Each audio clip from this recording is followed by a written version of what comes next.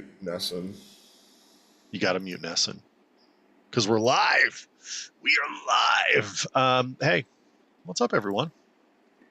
I'm Armchair. That's Dubs. Welcome to another week. Great North Sports. Hey, man, it's been a fun kind of sports week for you, hey? Red Sox doing things. Yeah.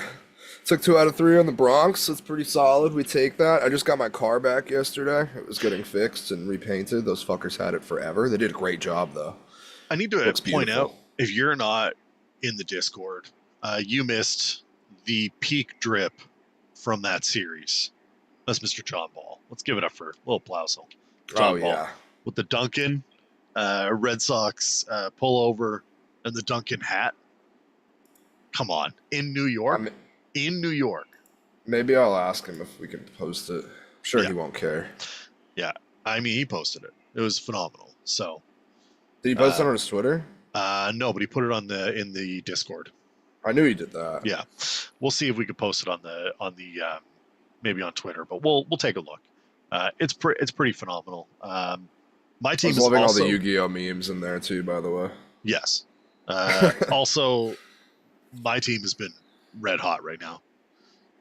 Like 12 of the last 14 games or something like that they've won. They are 3.5 back of the Yankees for the division lead. You're welcome. I don't know if the Yankees saw that coming. I'm pretty sure they probably didn't expect to put up 25 runs on the Red Sox and lose the series. I don't imagine they thought anybody was going to come for them. I thought they probably thought, we're safe in the lead here. And then, like the Terminator, Ladd and Captain Kirk. Captain Kirk has been amazing. Down. Alejandro Kirk, he's been killing it. Absolutely. I can't wait for him in the Iowa meat truck, or the fuck that guy's nickname is, to get up there. A couple of big boys. He's a unit. The Iowa Both meat of truck. them are. Kirk's a unit too. Kirk doesn't really go yard that much either. He's just a round mound. Yeah, he just gets hits. That's all he does. Like discount Arias. That man. Although Arias is kind of a discount in himself. That man gets hits. That's what he does. He gets hits and he frames the ball really well.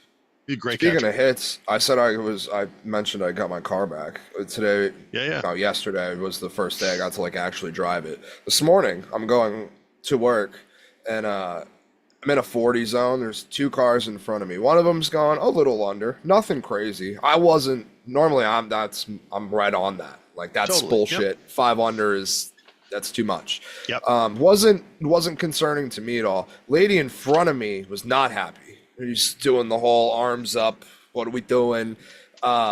She's riding this guy's ass, right on him. I don't know if she stopped to look at her phone or what, but the guy swerved off to the left because there's 2 kids. I think school just ended maybe. So there's 2 kids jogging. They look like they're probably high school age. Makes around sense. there. Yeah. And the car in front swerves out, gets out of the way, no problem. Lady that was riding their ass, oh my God, I thought she was about to cream those 2 kids. I thought there were at least was going to get one in the back of the head. She did not move an inch. She stayed right in her lane. Afterwards, I saw her give one of those oh my God. Crazy shit. I was if they fuck up my Kia because this lady hits 2 kids and skyrockets into the fucking, oh my God, I would have been furious. Back in the shop we go. Not my fucking fault again. I almost took my toes off today at work. How'd you do that? We have really high pipe and drape stuff that has to go up behind. It's like a backdrop for events, and we were just setting it up, and they have these giant metal plates. They're like steel plates, and they're weighted because they have to support velour drape that's 16 feet high. So you can imagine they're pretty heavy.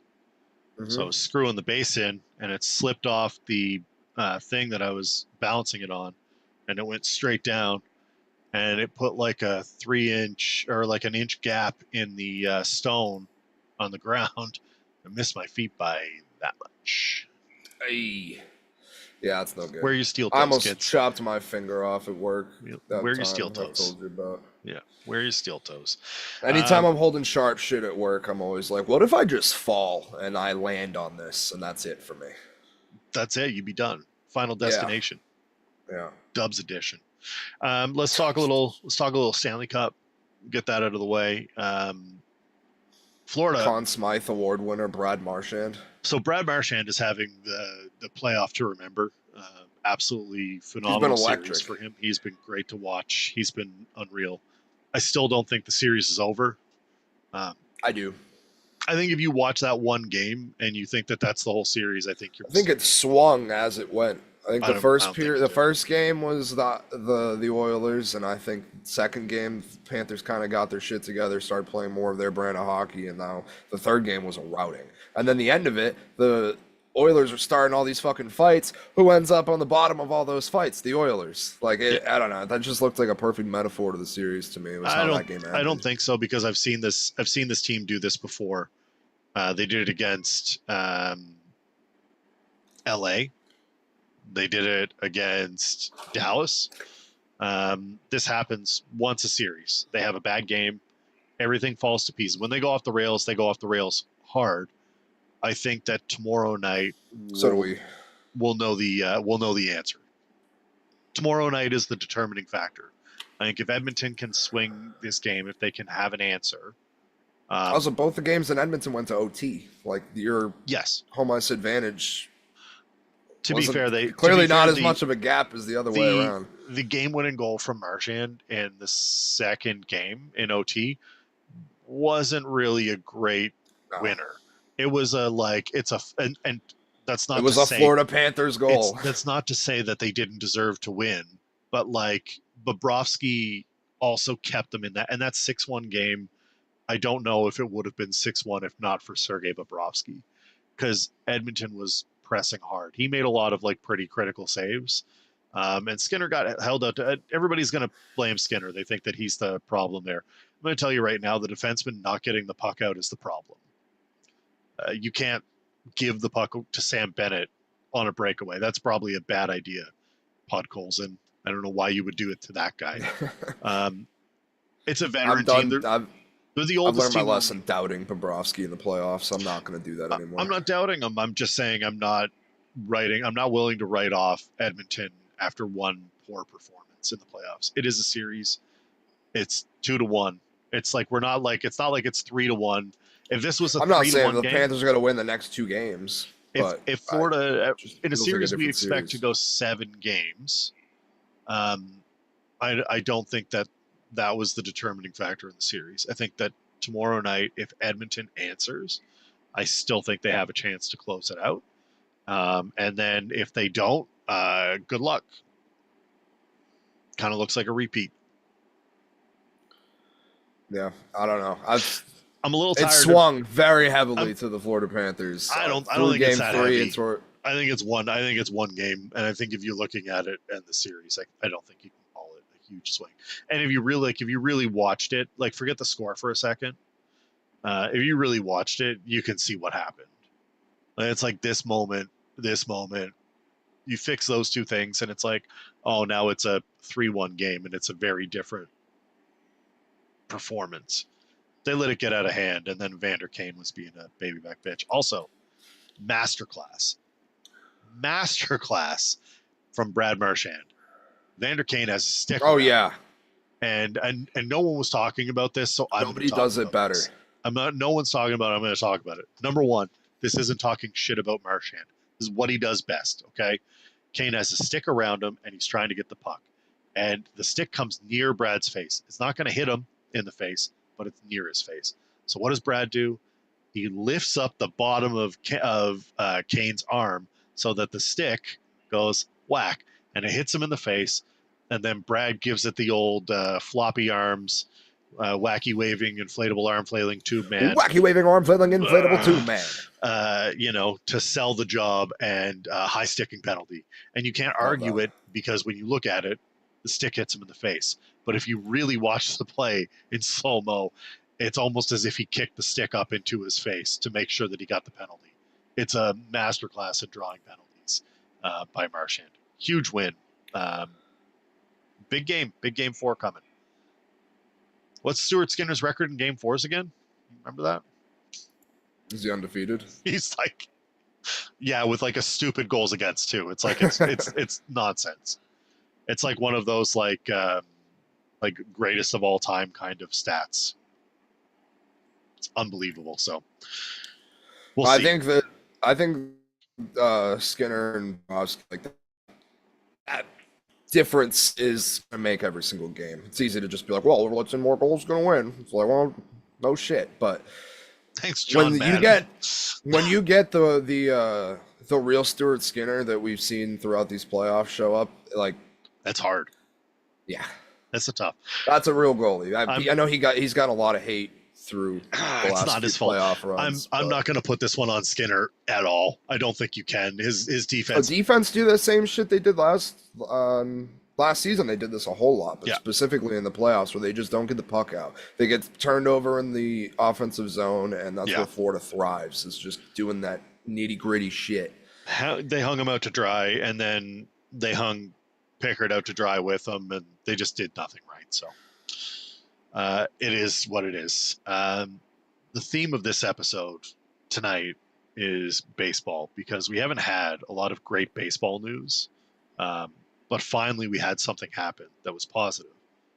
Positive for my team. We had some positives for your team. We did just briefly touch on the hot streak for the Jays, but I am going to give you a bit of space for your Roman Anthony love because it finally happened. He already made me money too. Shout out DraftKings. Hey, thanks for that. Shout out DraftKings. Appreciate you. If you know, you know. I've obviously been clamoring for Roman Anthony to be called up for a while now. I think it was stupid you didn't bring him up to start the season because you can always send him down. It's not like we're going to you have options for a reason. You know what I mean? Yeah. I know there's something to sending a kid down, like when they're struggling. Like I know people want Christian Campbell out of here right now.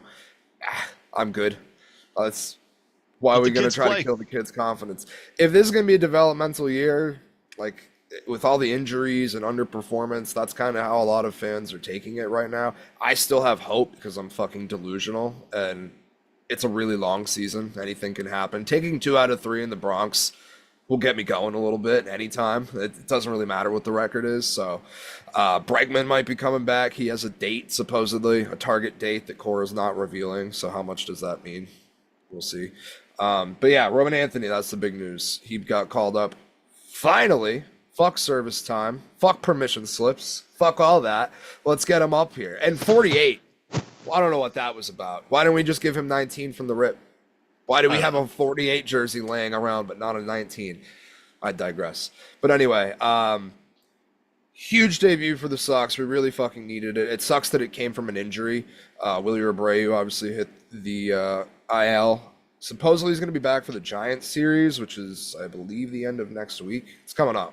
So might have some decisions to make there. I feel like it's a pretty easy decision if it's me. We play Durant in center. You put Anthony in left, Abreu in right. You super platoon Rafaela because you can play fucking anywhere. And the bat's starting to come around, so it's going to be hard to keep him off the field. He's actually been hitting really well. He's close to having more walks this year than he had all of last year, so like to see that. Whole lot less swinging at nonsense. Still happens from time to time. In extras the other night, he lined out first pitch on some stupid shit, but yeah, positives are positive. First game for Anthony, not a whole lot going on. He had a rocket off the bat that almost killed Shane Baz on the mound. He took a 111-mile-an-hour rocket off the thigh. Fuck that. If that's me, I'm coming out. I'm never throwing another pitch in the MLB. I'm done. I'm out. Seams have to be tattooed across that guy's leg, how hard that ball was hit. Yeah. So robbed of a hit there because he got the MLB The Show animation where it went straight to third base and Caminero put him out. Then he got a fly-out RBI and pinch hit because Alex Cora not allowed to face lefties. Roman Anthony can't. Marcelo Meyer can't. They're just not allowed. Roman Anthony had almost a 900 OPS against lefties, and then they're trying to push this narrative that he struggles. Just because it's lefty doesn't mean you can't do it. I hate the analytics shit in that regard. Record did that the other night. He pinch hit Connor Wong for David Hamilton, but then defensively subbed in Carlos Narvaez. What are we doing? Just pinch hit Carlos Narvaez. You've been hitting him in the 4-hole. David Hamilton has one good hit all season long. What are we fucking doing? That's where I can't defend Cora. I like him. I don't think he should be fired, but he does shit like that. I'm like, that's gonna go everywhere on Twitter. That was fucking stupid. There's another couple things he did, but I'll finish with Roman Anthony first. Game 2, has his family in attendance, wearing number 19 as he should be. All is right in the world. 2-run double his first plate appearance. Cash that on DraftKings. Thank you very much. And that was the difference in the game. We won 3-1. His 2 RBIs is literally what won the game. It's almost like if you had him up earlier in the season, he may have won a couple more games for you by now, and we wouldn't be in 4th fucking place in the division. Didn't he have his first first error as well? He did. Game 1, error in left or right field. It was not good. He led to just look like do a little Olay, yeah. pickup, and it went right under the glove. Has to not feel good. But again, that was number 48, Roman Anthony. That's a totally different person. Totally different guy. Days have gone by. Yeah. I saw a kid getting a signed 48 jersey, by the way, from Roman Anthony. Phenomenal. The fact that anybody was selling that, shame on you. But it now became like a 1-of-1 signed jersey. So it's pretty good. that kid's probably going to make out like a bandit. I would say so. My Blue Jays are on fire right now. Just finished sweeping the Cardinals today. Pitching hasn't been the strength. They've actually been hitting like crazy, absolutely like crazy. And that's what I want to see. Alejandro Kirk, as we mentioned, currently on a long hitting streak. Hold on, I got to count this. 1, 2, 3, 4, 5, 6, 7 game hitting streak. June 4th, 1 hit. 3 hits on the 5th. 1 hit on the 6th. 1 hit on the 8th. 4 hits on the 9th. 3 hits on the 10th. 2 on the 11th. He ate against the Cardinals. He had 9 hits against the Cardinals in 15 at-bats. That's unbelievable for a catcher, by the way. Team is just playing really well. They are tied for 7th in hits right now, 5th in average, 9th in on base percentage. Like they're on the come up for a team that was miserable for a long time. They're certainly starting to come around. They have to figure out what to do with that 5th pitching spot. They brought up, who did they bring up? What's his name again? Anyway, they just called up. I'm gonna forget his name. And I wasn't happy about it because he just came off surgery. He had a lat strain, and it wasn't ideal. But Bowden Francis hasn't been great. So. No sport other than baseball. Yeah, I totally agree. But it's funny. It's Spencer Turnbull. That's who it is. So they brought Spencer Turnbull up to. Yeah, I got Roman Anthony this weekend. You got Spencer Turnbull. That's huge. Yeah. Big acquisitions for the team. Yeah, huge. Elsewhere, obviously, Yankees losing. Jay's 3.5 back of the Yankees right now. We were kind of talking pre-show about how they were definitely not expecting to be in an actual race at this point. But now all of a sudden you have Jays at 3.5, Rays at 5. Red Sox are almost 500. Hey now. Hey, let's see what happens. That's what we do here in Boston these last 5 years. We are perfectly mid. Can we talk about 500 is where we live. Can we talk about the Tigers for a second? They're disgusting. They're running away with that division. They're running away with the league. They're the best record in the AL right now. That's not close, really. It's 44 wins, and they are unbelievable. And they already dealt with the Yankees. Yeah. I So the Tigers are 6-4 in their last 10. Yankees are 5-5. I don't They have like like I don't like the trend of that. That's not good. the Tigers have like four guys that have 13 or more home runs. Spencer Torkelson's having his breakout. Kerry Finally. Carpenter's been a beast. Riley Green is fantastic. Like that, the All middle of that studs. lineup is All so dogs. good. They all the picks are finally paying off, and then you have a Cy Young and Tariq Skubal who's just going to shut the door every fifth day. Is he the best pitcher in the AL? Yeah, and that's from the biggest crochet guy you'll talk to. I don't even understand what you're supposed It's to not. do. I don't even think it's that close. Skubal's so fucking good. So Green, Torkelson, Carpenter is doing good. McKinstry's playing well. Yep. Even Glaber is having like kind of a resurgence. Javi Baez hasn't even been fucking bad. Javi Baez has been pretty good. They're getting contributions from everybody. They got Jace Jung. Skubal and Flaherty have been like unbelievable. Lights out. They have Mize. Job just got Tommy John, so that's not good. But Eduardo Rodriguez still. Eduardo Rodriguez. They're just deep. They're a deep team. I don't know how anybody does anything against that team. Yeah, no, the Tigers are gonna walk away with that division. I don't trust the Twins. The Guardians don't have the talent. I think they're a good team. I think they're solid. I think they win a lot more than they should. David Fry being back should help them out too, but I don't see them as a threat to them. The Royals maybe if Caglione can come up. They're losing and 5-0 to the Yankees as we speak. Yeah, I don't buy them either. Their lineup sucks outside of Pasquantino and Bobby Witt. Don't look now though. The Baltimore Orioles beating Detroit 2-1, bottom of the seventh. Ooh, Let's go Orioles. It's I'm 3-3 so out on the Sox and Orioles. 3-3 We'll see it Sox next and year. Rays. We'll try it again when you get some pitching. Maybe we won't. I don't know. All right, you had something we missed last week. Is that right? I had a couple baseball things. First of all, Denzel Clark catch. Yep. Which one? Two.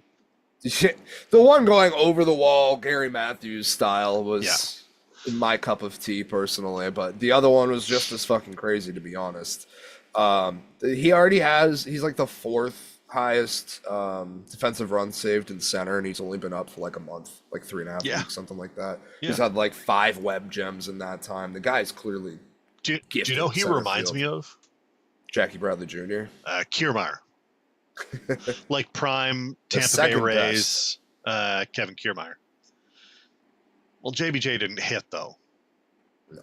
Kiermaier would come up with a clutch. Did Kevin Kiermaier ever have a 29-game hitting streak? Jackie Bradley Jr. did.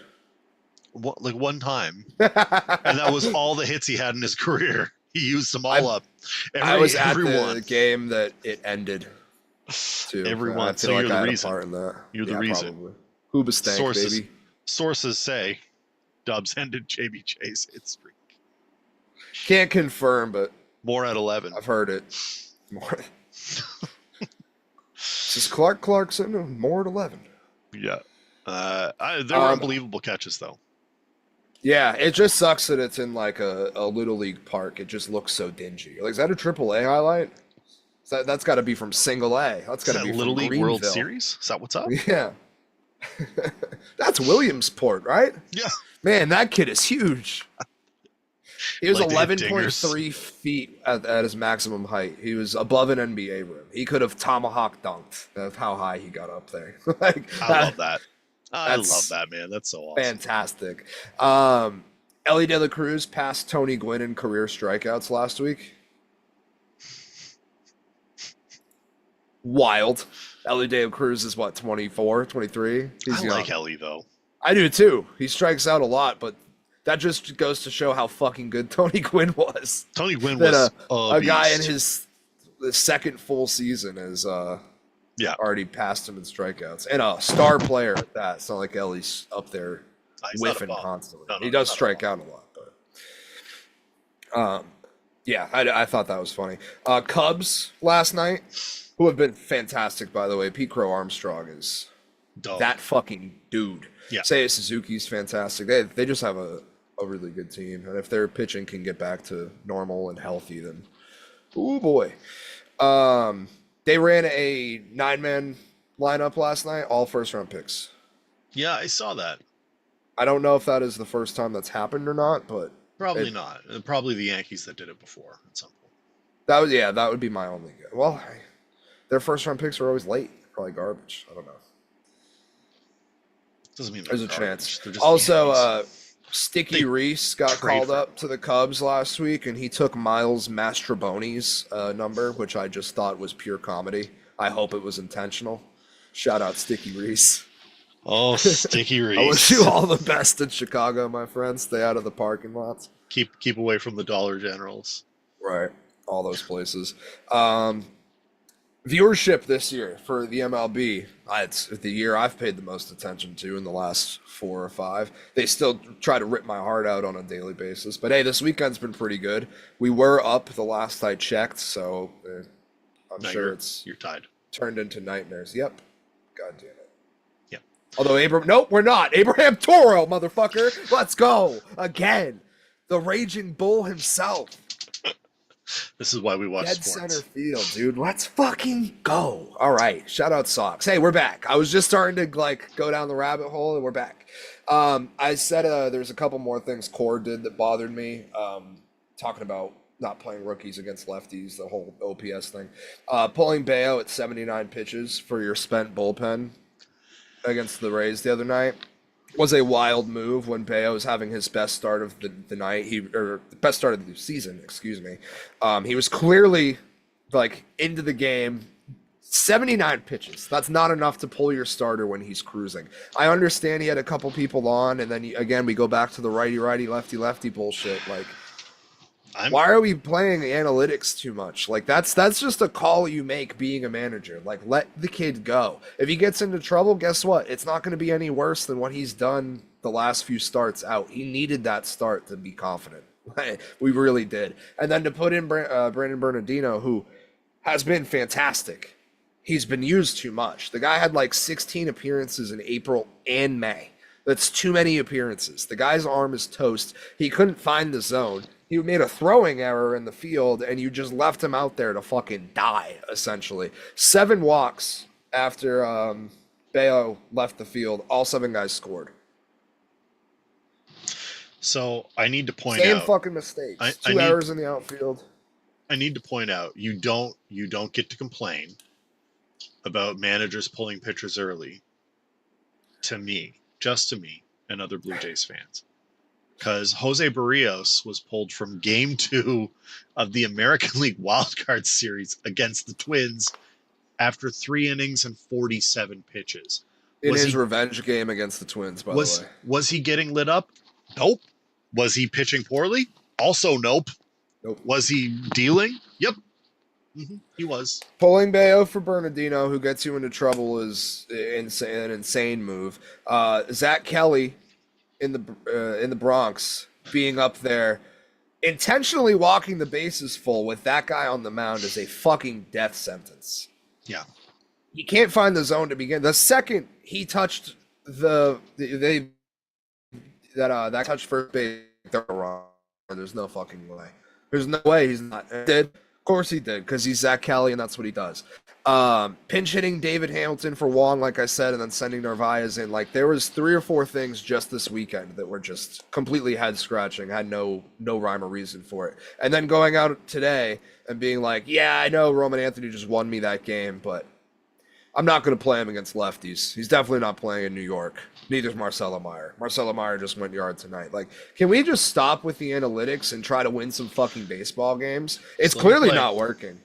Just let them play. And at the worst case scenario, it's a developmental year. And guess what? If you want these guys to be the stars that they can be, they have to hit lefties. The only way it's going to get better is hitting against lefties and getting experience. It makes no sense to me. And totally. Then my last thing from last week that we missed, our last show was on June 4th. Yes. I saw before the show a This Day in Baseball History, and it was from an event that I actually did not know existed, but it was from a riot that occurred over a 10-cent beer night in a game between the Texas Rangers and the name redacted Cleveland baseball franchise. Amazing. um, So, 10-cent beer night was a promotion held by Major League Baseball's Cleveland Indians during a game against the Rangers at Cleveland Stadium on June 4th, 1974. The promotion was meant to improve attendance at the game by offering cups of beer for just 10 cents each, equivalent to 64 cents in today's currency, today's tough economic times. A substantial discount on the regular price of 65 cents, which is equivalent to $4 in today, with a limit of 6 beers per purchase, but no limit on the number of purchases made during the game. You could walk away with 6 at a time.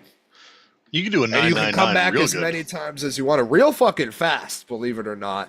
I don't know if you can see where this is going, but that's not a good choice to make at baseball games. There's a reason there's a limit, and there's a reason they don't let you get them after the 7th inning. It makes you mad in the moment, but it's for our safety. This got out of hand very quickly. Just 6 days before this 10-cent beer night, there was a bench-clearing brawl.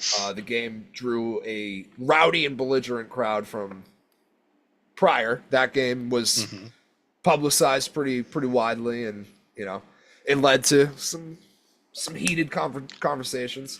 As the game proceeded, on-field incidents and massive alcohol consumption further agitated the crowd, many of whom threw lit firecrackers, streaked across the playing field, openly smoked marijuana, shout out. Most sober fans departed early, leaving an increasingly drunk and unruly mob behind as they were fearing for their own safety. Continued degradation of the game culminated in a riot in the 9th inning when fans decided to rush the field. Players were forced to protect themselves with their bats while retreating from the field. It's like that scene in Shoresy where they start the fight before the pregame where the team doesn't show up, and he's backing them up, swinging, going down the tunnel. It was literally that. All the players are teaming up to defend themselves from the Cleveland fans. Insane. Yeah, it felt like the right time to talk about riots, but I decided to pivot and go this route. I was growing up, we had a bar here. We have the second most bars per capita in our city, next to Dublin, Ireland. So we're known as a city that drinks. And they actually had to shut down this bar because they were offering dollar drink night. It was like a promotion. And they had like a 3-week period where like students had died from alcohol poisoning. They're like, maybe we should not charge $1. Maybe you want to dial that back. They're like, but we're making a fortune. Like, that kid's dead. That kid's dead right there. Do you see him? He's dead. He's been here all day. They had to put rules in place around all of that because of like the crazy abuse that was happening with it. Like, nah, it'll be fine. I don't know who thinks these things through. They're like, we're just going to let them have as much booze as they want. Daniel Tosh has this bit about, like, there's a reason my ticket prices are so high. It's like, could you imagine the type of crowd I would draw if they were $10? Like, you can find $10 on the ground and just go, I'm going to kill a bunch of people today. If I upcharge, I'm going to make sure I, get the crowd I want. But it's the same type of thing. Like, you can't charge 10 cents for alcohol because the drunks are come. They're going to rally. If you build it, they will come. The 10-cent beer night is a recipe for disaster. It's not a good idea. Don't do it. Also, Cleveland? You're going to do that in Ohio? They're all amped up on Skyline chili. They're ready to go. Oh, the shits that had to have occurred after 10-cent beer night and Skyline chili. Oh. Why does it have spaghetti? Why? Indians fan hiking it over from Cincinnati, goes to a game, ends in a riot. He's amped up. He's like, how do I wind this night down? I got to go get some Skyline. It's just chili. That guy also died overnight. It's chili on spaghetti. I do not understand. I don't really fuck with chili to begin with. I like a good chili, but like I make it myself, so I know what's in it. My mom and my grandma both make chili, and they're like, "You like it?" Like, I don't care. Don't want it. Good. I think it's great, so we go with it. Anything else before we get to AFC South? We got to round out our AFC win totals predictions. Apologies for the video that's out right now. I'm currently trying to fix it. YouTube likes to replace my music with not copyrighted music. And instead of matching the length of music, it just overlays 2 minutes worth of song very loudly. So appreciate everybody going and commenting on those. That does a lot of good for us. Me and this guy, yeah. We appreciates it. So Basically, we have technical difficulties every single show, and you need to bear with us. I'm, We were on time today, though. Hey, we were on time. We're on time, and so far, knock on wood, so good. We were on time today. I should be doing a show tomorrow, and we have an article coming out Friday. We're getting back to it. We're ramping up. Holy shit. What a week. Ramping up. Get ready. You're not even going to. It's because I finally had joy in my Boston sports life this week. It's because I finally have like 5 minutes to myself to think after the busiest season of my work life. Also, shout out DraftKings. They have this new thing. I don't know if you can see that. It tracks you can attach your bets to your home screen. So you don't have to log back into the app to see. You can see your winnings and losings in real time. Yep. So you can sweat without having to open your phone. That's going to be big come football season, and Red Zone's behind. Yeah. F1 is always behind. You have to pre-wager. You can't live bet F1. English broadcast. Canadian Grand Prix this weekend. Lance Stroll is back. Let's go. AFC South time. We did the East. We did the North. It's time for the South. Where do you want to start here? And then we might still have time to do our draft. That'd be sick. We have a ascending order. I'm going to go lowest to highest. Also, I don't know if this is something we could edit and post when we do these, but I got a comment saying that people missed what team I was talking about at the beginning and then had no idea the schedule leading up. So if we could get a graphic in post on what, that'd be sick. Yeah, it's a lot more work for me, but yes, I know we can do that. Yeah, we can do that. We just get done talking about technical difficulties. I'm like, by the way, can you work some magic? By the way, can you do more? I need more. We're working on it. But yeah, so we're gonna start in the AFC South, Tennessee.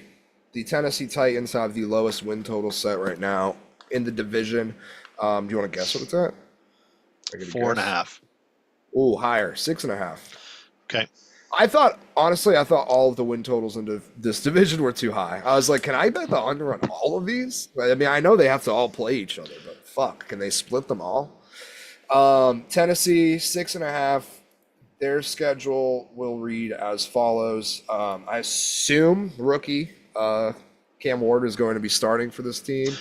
Be shocked if it wasn't. Overall pick. Yeah, they're not a good football team. I feel like 6.5 is a lot. But anyway, week 1, Tampa Bay Buccaneers at loss. Oh, actually, that's preseason. Excuse me. Never mind. Week 1 at Denver, still a loss. Still a loss. Week 2, Titans, Rams, that's home. Loss. Week 3, home against the Colts, first division game. I'm going to give them that one as a win. All right. So at Texans next. Loss. At the Arizona Cardinals, week 5. Loss. Cardinals are sneaky good. Yeah, they are. We have them at 1-5 right now. At the Las Vegas Raiders. Loss. Really? Yeah. I think they win that game. Home against the New England Patriots. We've already said there's no fucking chance in hell Mike Vrabel's losing that game. There's just no shot. Nope. At the Colts. Win. All right. I don't like Anthony Richardson at all. Yeah, you're not going to like the Colts win total even more. Yeah. Yeah, I have a feeling. I'm losing both to the Titans. Yep, I do. Home against the Chargers. Loss. All right. So you have them at 2-7 going into the sure bye. do. I have them at 3-6 probably. Yeah. Home against the Texans. Loss. Home against the Seahawks.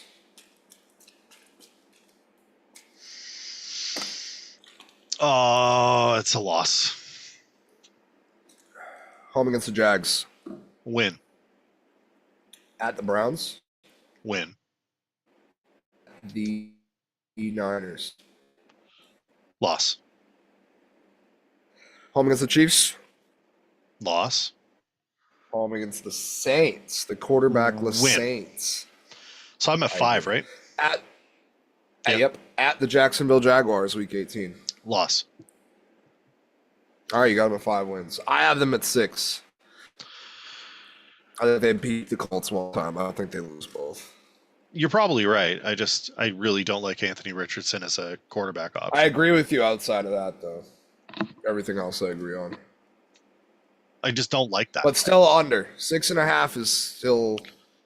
Yep. I mean, it's the NFL. They're going to fuck around and win a game they shouldn't, lose a game they shouldn't. It's not going to be the same ones we're saying, but 5-6 feels like the right number to me. Yep. Next up, we've got the Jacksonville Jaguars and the Indianapolis Colts are both at 7.5. So I'll go with the Jags first. Okay. Because they picked first in the draft. How about that? Week home against the Carolina Panthers. Win. Wow, okay. At the Cincinnati Bengals. Loss. Home against the Texans. Loss. At the San Francisco 49ers. Loss. Home against the Chiefs. Loss. Home against the Seahawks. Loss. Okay. So you have them at 1-5. I sure do. I've got them at 0-6. Yep. Home against the Rams. I'm going to go win. It's a loss. I think the Rams are a better team. But I something about that team is going to find a way. They'll find a way to win that. It's a home game. All right. Week 8 bye. Yep. And then week 9 coming out of the bye is at the Las Vegas Raiders. I think that's their first win. I think they're 1-8. Okay. Week 10 at the Texans. Loss. Home against the Chargers. Probably a loss. At the Cardinals. Jags Cardinals. Loss. And then at Tennessee. Win. Home against the Colts. Win. Home against the Jets. Win. At the Broncos. Loss. At the Colts. God, I want to say win again. You hate the Colts. It's not that I hate the Colts. I hate their quarterback situation. What are they going to Jonathan Taylor me all day? 12 guys in the box, problem solved. Anthony Richardson doesn't think long enough to get rid of the football. He's going to be hurt by week 3 anyway. This is the same guy that... That's when it's the Daniel Jones show. Who's to say Danny Dimes isn't starting for this team by week 5 or 6? I don't disagree.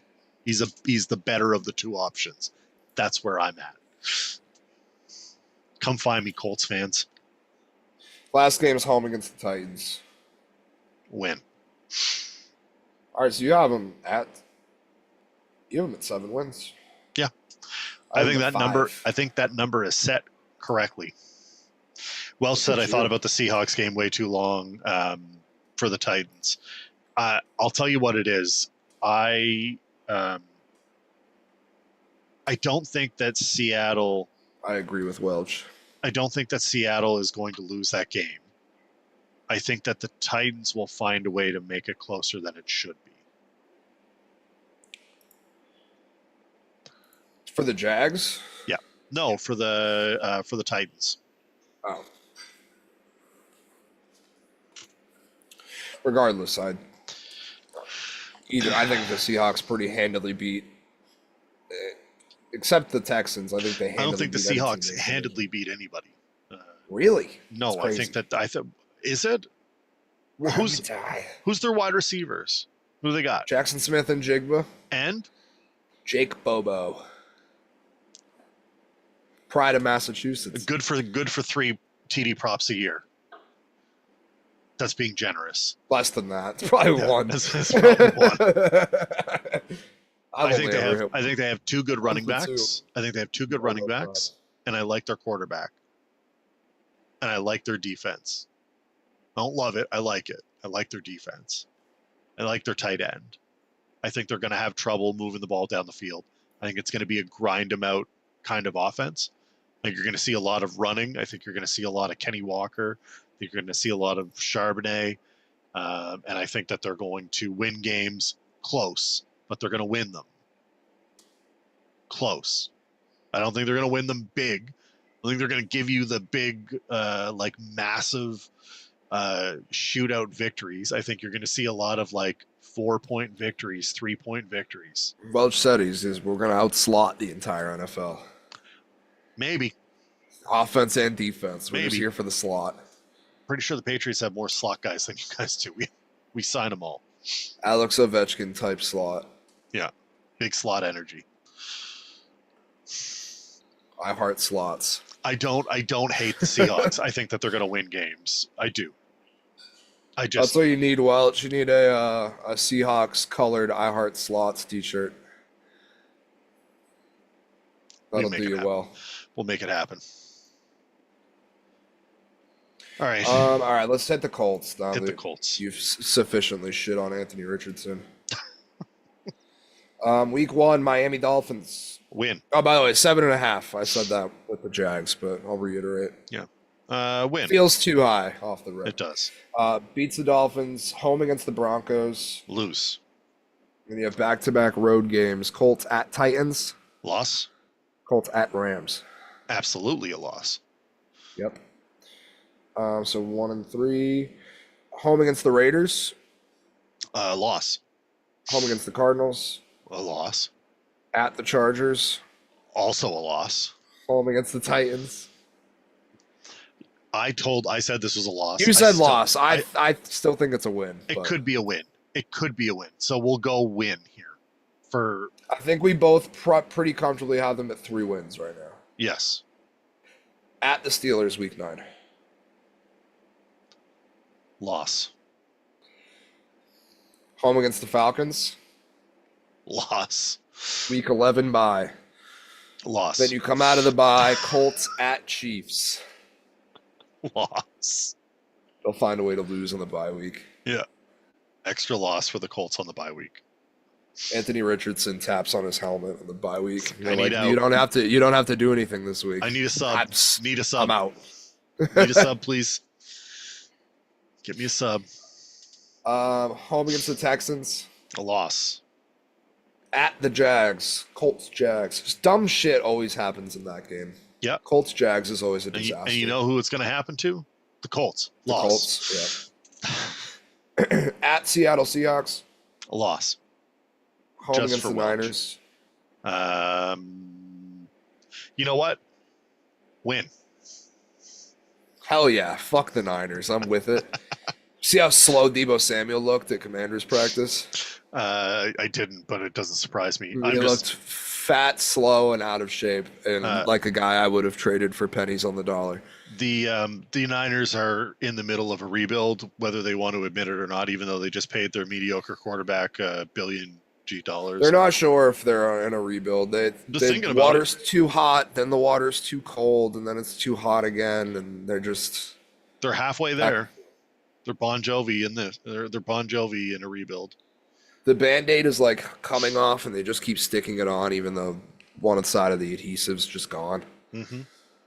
It's not coming back. Just get a new Band-Aid. Texans week 18. I don't know if I said that or not, but yeah, definitely a loss. So about same thing, about 6 wins. I think all of these are just under. I think all of them are 1 win too high for people to be taking the over on them. Yeah, and they're all too comfortable to take they put it at a spot where it's uncomfortable to take the under. One of these games will win. I have no problem taking win total unders. If last year is any evidence of that. Any one of the 3 teams that we've just gone over could win their game against the Broncos. Could win their game against the Seahawks. Could win their games against. They could have split each other. It could happen. I'm not saying it will. I don't feel confident in that. The Texans could lose a split against some of these guys too. I doubt it, but they could. Well, they're next. They're our last team. They're set at 9.5. I've also seen some books set them at 10.5, but 9.5 seem to be the more prominent ones. So that's what we're gonna go with. Okay. Week 1, Texans at Rams. SoFi, afternoon game. I'll go win. Week 2, Monday Night Football, home against the Bucks. Ooh. Loss to I kind of Baker. think so too. Yeah. Baker and Mike Evans get busy. Yep. Although Evans Stingley is going to be a matchup. Yes. Week 3 at the Jags. Win. 4 at the Titans. Win. Actually, home against the Titans. Excuse me. Doesn't matter. It's still a win. 5 at Ravens. Loss. Bye week in week 6, so we have them at 3 and 2. 3 and 2. 3 and 2. Yeah. At the Seahawks week 7. That's Monday night again. Win. That'll be a good game Monday night. Week 8, San Francisco 49ers home. Also a win. Home against the Broncos. Also a win. Home against the Jags, and then at the Titans. I think And both are that's wins. 2 more wins. Yep. So after the 3 and 2 going into the bye week, and then rattling off 4 straight wins, 7 and 2 going into week 11 at the Titans. That's a win. Actually, I said that one already. Excuse me. Yeah. 12 Bills Loss. at the Colts. Win. 5 at the Chiefs. What week is this? That is week 14. Win. Sunday Night Football in Arrowhead. Mm-hmm. I could totally see them winning that game. Yeah, I could like also I'm see with them you. losing it. Nothing working and nobody catching When any they balls. play, how many times did they play last year? I feel like they've played 7 times in the last. Yeah, they played a 3 lot. years. Like just behind the Chiefs and Didn't the they Bills. play That's how many Christmas? times they've played. Yeah, they played Christmas and they met in the playoffs. Yeah. And that playoff game was like, what, 28-21 or something? Yeah. Maybe that was a Christmas game. I can't remember. Yeah. All good. I know I wasn't able to watch either. I was watching both from work. Yeah. Week 15, that's home against the Cardinals. Win. High scoring, but win. All right, that's 10 wins, by the way, for Yep. you. With Yep. 3 games to go. Mm-hmm. Home against the Raiders. Win. At the Chargers. Loss. Home against the Colts. Win. 12-win Houston Texans team in Armchair Book. I'm going to tell you that Texas team is a lot better. I Jim, think 10 or 11 wins. Jim, I'm not sleeping on the Chiefs. The Chiefs have been objectively terrible in the regular season for the last 2 seasons. They're the opposite of the Red Sox. They win every single one-score game. They make it to the playoffs, and then that's when they turn it on. They're a veteran team that knows how to win deep in the playoffs. I'm not underestimating them. They just did nothing to impress me in the offseason and nothing to address any of their major problems. So I'm curious to see what they look like. You can't just rely on Mahomes forever to do it. We tried that with Brady. I think they can. Got a six rings, so it can't compare. Yeah. I was gonna say, we've done just that, and we made out just fine for ourselves. They do win. I'm not saying that they don't win. I'm just saying it's not been good. I think that this Texans team's a lot better than people are giving them credit for. They're forgetting about the injuries that team had last year, and it'll look better. CJ Stroud looked like a shell of himself in some of those games, and I think that losing Tank Dell, losing some of his receivers, hurt early on. But I think that you're going to see a solution here. You'll see something come up. So I just saw this. I'll get to it in a minute. Yes, South win totals were over Texans, and then we're under on the other 3. Under the Colts, under the Jags, under the Titans. Actually, you were over on the Jags, right? Yeah, you were 1 game over. 1 game over. Well, a half game over, but yeah. Yeah. Not bad, not bad. I like it. All right, so I just saw this graphic. It was one stat that every MLB team leads in, and the Red Sox is so fucking poetic. Obviously, we've talked about the shitty stats that they lead in. Most hard hit balls. It's basically just like, yeah, you're the most unlucky. You hit the ball super hard right at people. Like, of course, that's ours. Yep. Pirates are 9-1 on Wednesdays. They only win on Wednesdays. Yeah. Interesting graphic. Um, Anyway, I've got a Stone story for you. I was going to say, do a Stone story, and then next week we'll do the draft thing. I wanted to do the draft tonight, but as per usual, I got caught up in a rant, and we had a good Roman Anthony rant. Jim, you're going to want to watch the replay for this. Yeah, I have to ramble about the Red Sox for like a good 5 to 10 minutes every episode. Yeah, and they make me emotional. And I had a good rant about best and worst ways. I had a good rant about why the Colts are going to lose 100 games. So, anyway, Stone Stories time. Let's go. 0-17 in Armchair's predictions. Worst franchise ever. So this one is in Missouri. Justin M. Kimball of Mountain View, Missouri, is currently on probation for a DWI crash with injuries. On June 3rd, Kimball contacted Howell County Sheriff's deputies claiming he purchased a gun from someone who refused to refund his money after learning that he was a felon. So he's, on a suspended sentence, 3-year sentence, still buying guns. Wild move. This guy is a tried and true felon. This is what he does. It's never going to change, and he's going to continue to do activities like these. This person, realizing he was a felon, was like, I should stop selling this person guns. A weapons dealer with a little bit of a moral compass. We like that.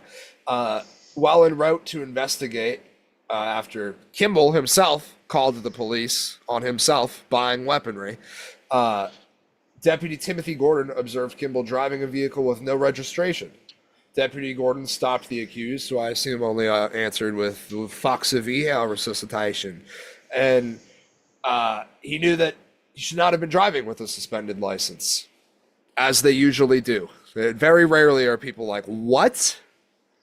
My license has been for how long? Who gave you the authority for that? It's usually they have a pretty solid idea. That's the Dave Chappelle. I didn't know I couldn't do that. Yeah. During the traffic stop, Kimball was discovered to be intoxicated and behaving erratically. Shocker. He's buying guns and driving a unregistered vehicle. His blood alcohol level was a .309. I don't need to tell you that he was fucked up. That is visually impaired.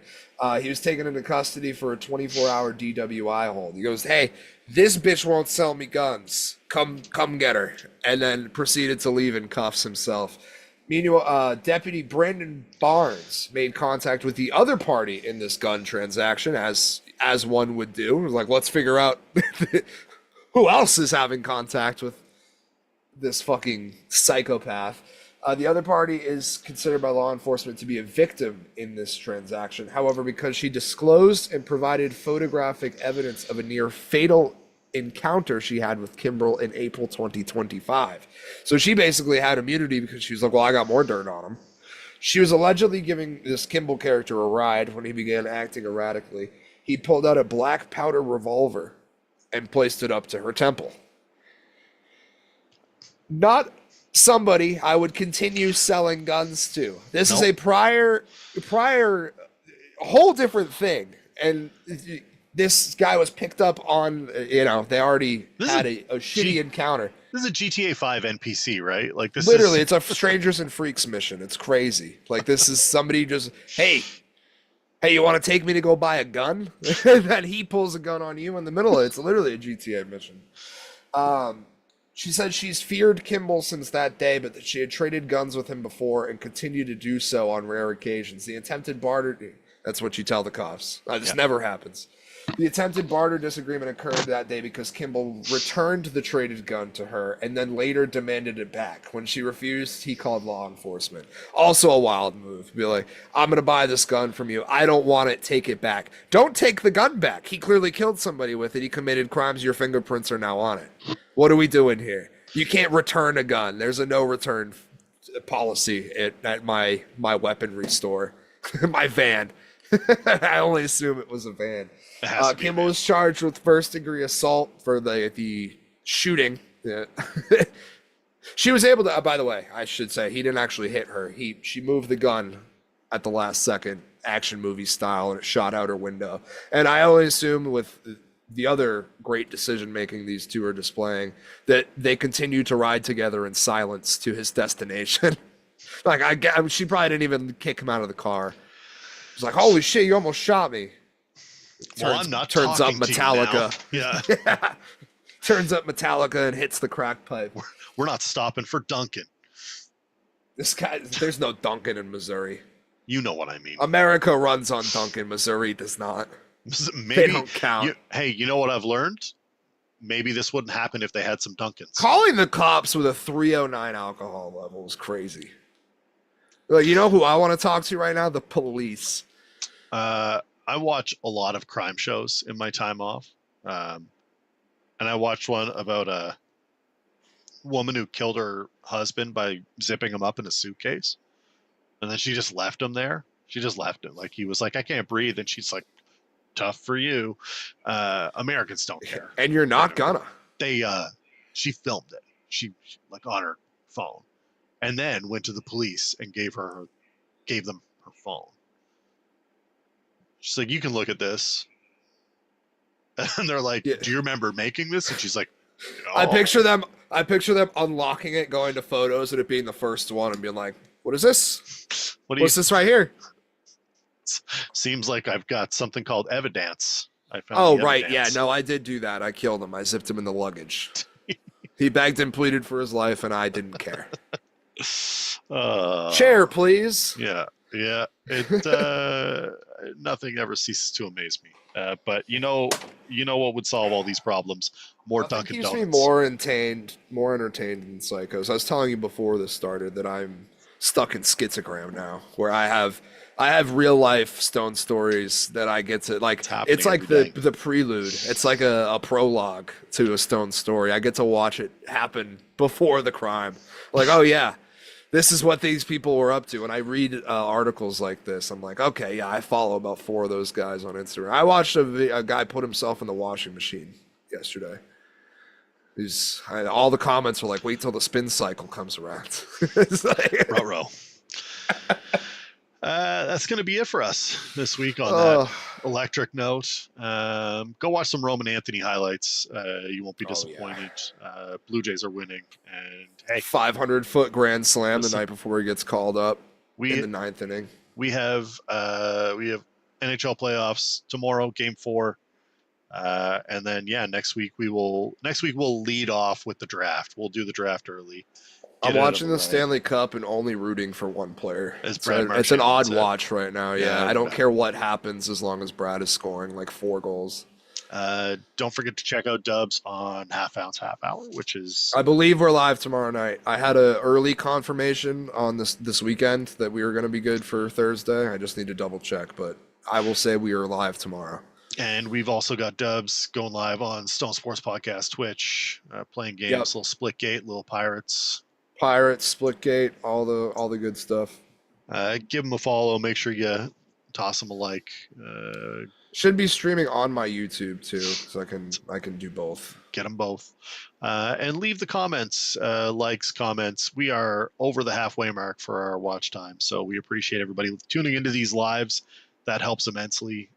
But watching the videos after, the more you sharing, comment and engage and send them out, more closer we are to getting some money and some good stuff for the show. We start getting Dubs in Armchair live at Fenway or something, live in Foxborough. Shit like that. Yeah, that's how we do it. Like that. All right, we'll see you next week. Don't do crime.